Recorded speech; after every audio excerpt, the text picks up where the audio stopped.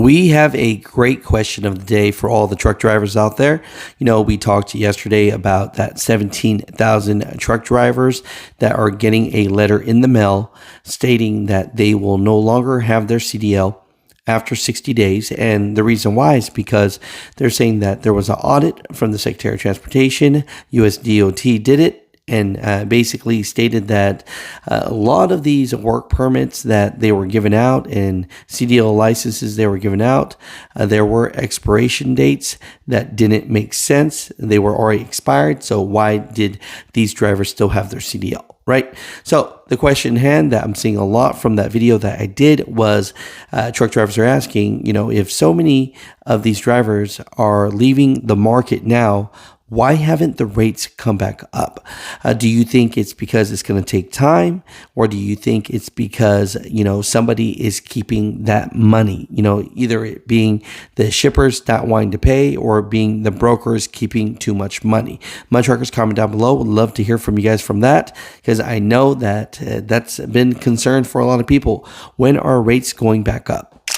So let's get into this big news today. I thought it was going to be important to talk about. President Trump signs a bill to reopen the federal government. I mean, we were just shut down for so long. We made the statements before. Every time the government does shut down, that doesn't affect the way stations, because that's from a different fund, right?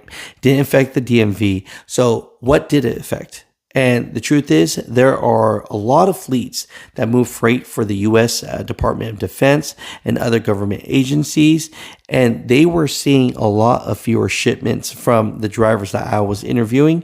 And of course, because of that, that would affect the drivers that are employed by these companies that have these massive Department of Defense contracts. Today, we're sending a clear message that we will never give in to extortion, because that's what it was. They tried to extort, the Democrats tried to extort our country. In just a moment, I'll sign a bill exactly like we asked Democrats to send us all along, many days ago. This cost the country $1.5 trillion, this little excursion that they took us on. Government is reopened. I'm sure that these companies that niche focus on Department of Defense and government contracts will have more shipments coming back to them. Now, I know there are a lot of truck drivers that state that, highway patrol and these way stations are just a money grab, but the CHP is actually doing something pretty interesting here.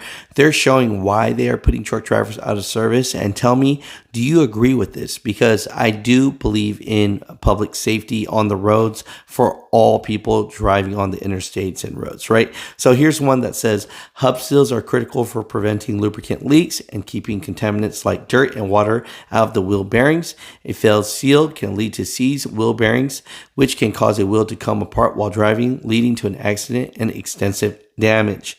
Do you agree with this highway patrol inspector putting this truck driver out of service for this?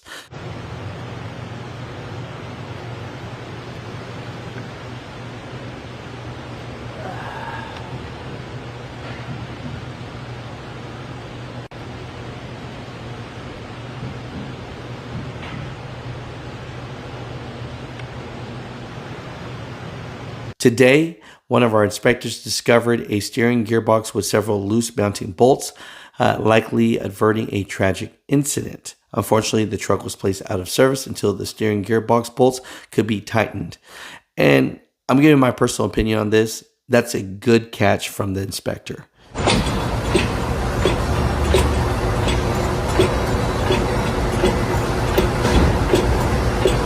You definitely don't want this truck on the road, right? So I do like it that CHP and I think other, law enforcement across the states should show why they are putting these drivers out of service, and so that it makes sense for others to check on it.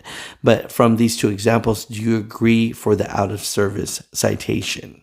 So I'm getting a lot of truck drivers asking for basically the announcement of when Secretary of Transportation Sean Duffy talked about this.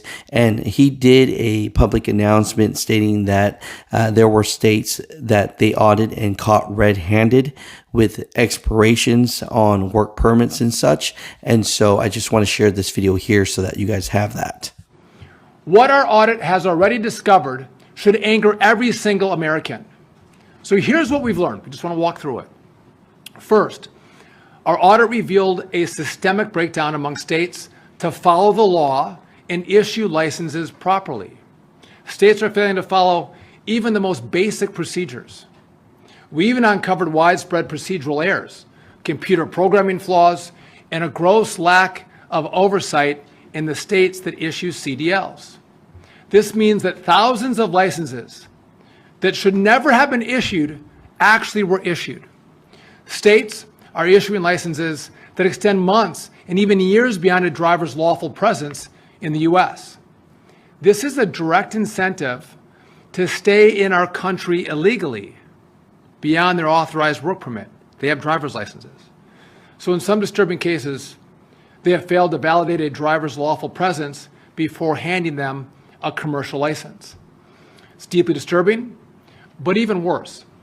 Our second finding was that the current federal regulations are allowing dangerous, unqualified drivers on American roadways. This means that even when the rules are being followed, dangerous individuals who shouldn't be near a big rig are getting behind the wheel and causing crashes on our roadways. Eligibility requirements are deeply flawed and they're way too broad. They are simply not strong enough to prevent more of these horrific crashes from occurring in America. The system, it's failed, and it's a national emergency. So the combination of a catastrophic failure of states to follow the law and a broken system has created an imminent hazard to American travelers. Now, I think this is interesting here because of, the accidents that have been happening in the trucking industry. There is a U.S. Senator named Tommy Tuberville introducing a bill called the Uber Act, saying that would require rideshare drivers for companies with government contracts to be proficient in English. The proposed legislation aims to improve safety by ensuring drivers can communicate with passengers and law enforcement, understand traffic signs, and complete reports in English. Non-compliant companies would face being barred from federal contracts for 5 years. Do you think that just like in the trucking industry, Uber drivers, Lyft drivers, do you think that they should be English proficient as well? It's something interesting here to bring up, but we can see how the rules and regulations in the trucking industry are starting to really trickle down to the other portions of American jobs. And of course, we have a mother trucker that has a public announcement to all the drivers out there, basically saying that you can see from this picture that there was parking available at a truck stop, but the driver still chose to park in the middle of the road. So, we just have to have consideration and respect for each other out here. And, it's great that truck drivers have pride. And I'm telling you right now, if we want to continue to have free truck parking at trucking facilities and things like that, definitely you don't want to do these type of shenanigans. So, my truckers, appreciate you guys, love you guys, and we will talk to you guys tomorrow.